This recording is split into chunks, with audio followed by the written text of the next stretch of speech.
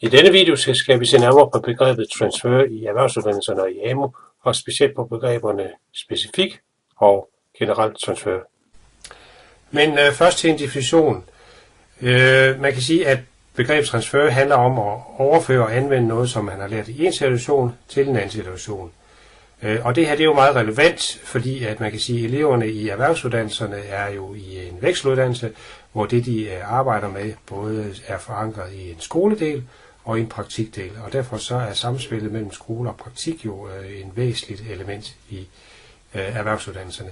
Og tilsvarende i arbejdsmarkedsuddannelserne, hvor at kursisterne kommer fra en virksomhed, skal ind på skolen og lære noget, og så skal de tilbage på arbejdspladsen og anvende det lærte på arbejdspladsen. Så transfer er et helt centralt begreb både i erhvervsuddannelser og i arbejdsmarkedsuddannelser. Man kan sige, at transfer kan være et læringsmål. Det vil sige, at man kan fokusere på, hvordan kan man overføre og anvende det, som man har lært, til praksis. Altså, hvordan kan man skabe transfer.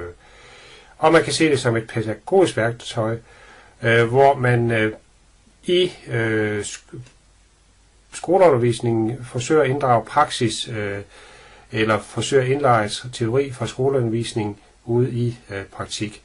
Og det vil sige, at man forsøger at skabe praksisrelatering, man forsøger at inddrage elevernes eller kursisternes erfaringer fra praktikken, og man skal overveje med, som lærer, hvordan man tilrettelægger undervisningen, sådan at eleverne kan anvende det, som de lærer på skolen i praksis, og hvordan man kan inddrage det, som eleverne arbejder med ude i praktikken i skoledelen.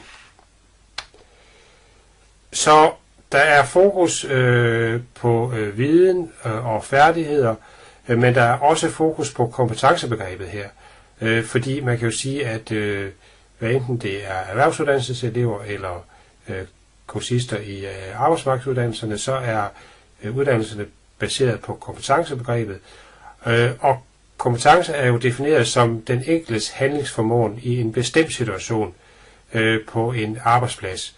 Så hvad enten det er elever eller kursister, så skal de ud og anvende det, som de har lært på arbejdspladsen i konkrete situationer.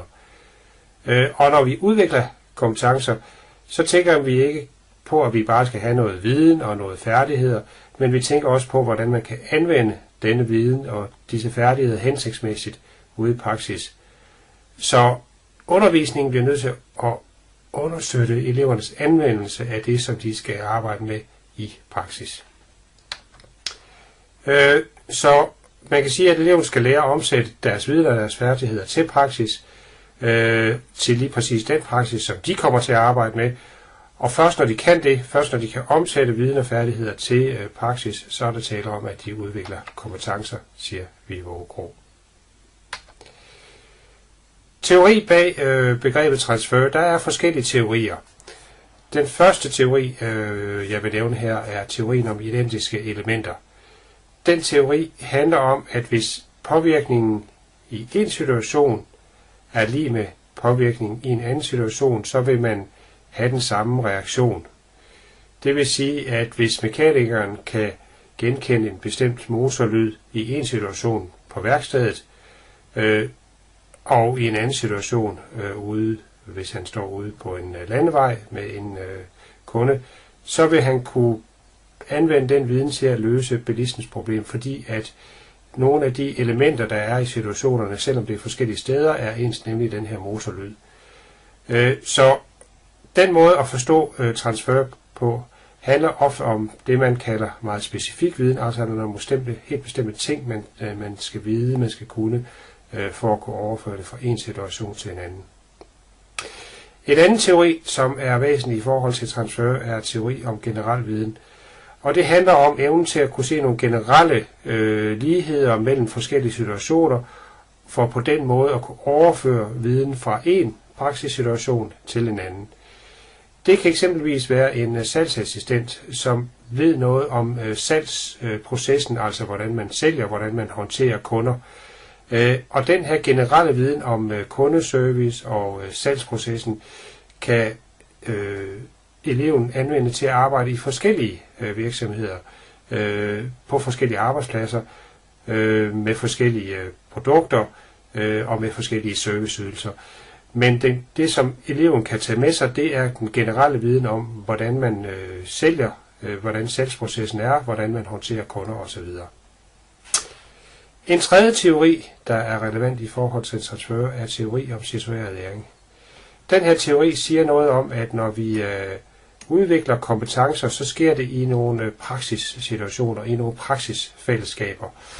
Og at vores viden ikke er individuelt bundet, men også bundet til de praksisfællesskaber, som vi er en del af. Og det vil sige, at når vi lærer noget i en situation, så kan det være vanskeligt at overføre det til en anden situation, fordi at den viden, som vi har, og de færdigheder, som vi har, er bundet til praksisfællesskaberne.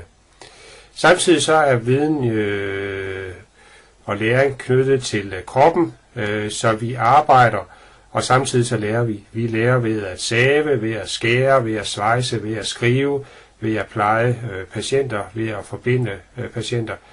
Og her handler det jo for underviserne og for skolen om at skabe så mange ligheder som muligt, at inddrage elevernes praksis i skoledelen af uddannelserne, og at bearbejde og reflektere praktikdelen af uddannelserne i skolens praksis. Sådan at når man er på skolen, så tager man udgangspunkt i de erfaringer, som eleverne eller kursisterne har med arbejde i virksomhederne, og forsøger at arbejde videre med det her i skoledelen.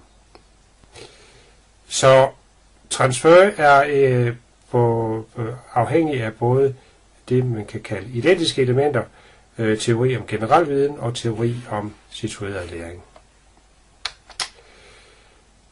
Specifik transfer handler om, at man kan overføre specifik afgrænset viden om et bestemt emne fra en situation til en anden situation. Og når vi taler om specifik viden, så er det både viden, der er praktisk, men også teoretisk bundet op. Og i erhvervsuddannelserne og også i arbejdsmarkedsuddannelserne er en stor del af den viden, som vi arbejder med, bundet specifikt op, altså knyttet an på et eller andet erhverv.